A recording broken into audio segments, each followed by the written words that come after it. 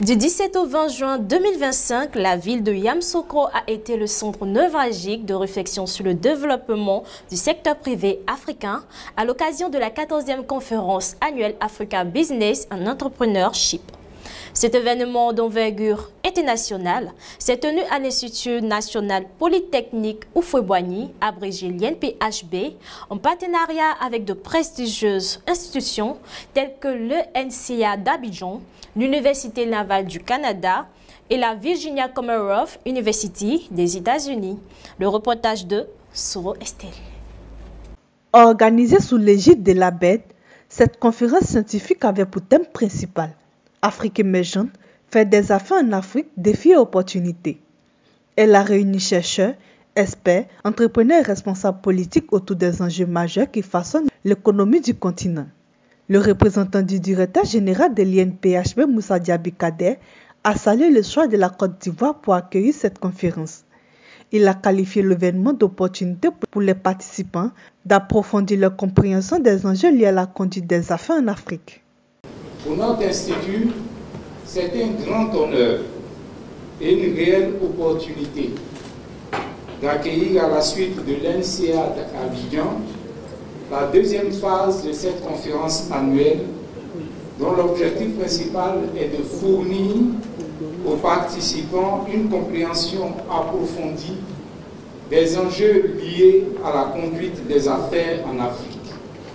Nous espérons que le panel des doyens de tout à l'heure, les sessions parallèles de demain, ainsi que l'ensemble des contributions recueillies à l'NCA à Abidjan contribueront à développer une collaboration internationale et des partenariats stratégiques, à susciter une génération d'entrepreneurs africains conscients des défis et opportunités, à encourager des investissements dans les secteurs clés, à valoriser les compétences locales et à proposer des formations adaptées aux besoins réels des entreprises.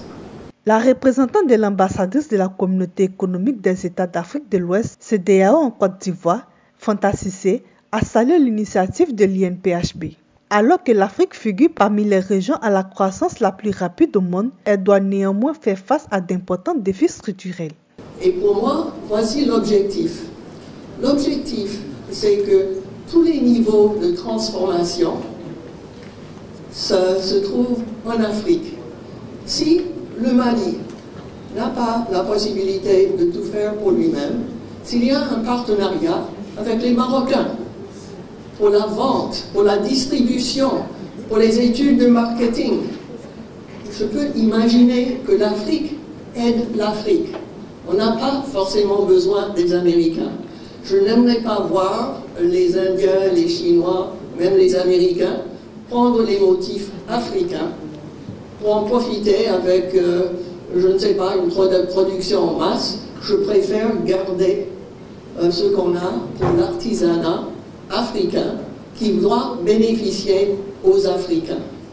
Les contributions retenues seront présentées lors de la conférence et certaines seront publiées dans les revues scientifiques de renom comme la Transnational Corporation Review et certaines seront publiées dans les revues scientifiques de renom comme la TNCR et les JCIM.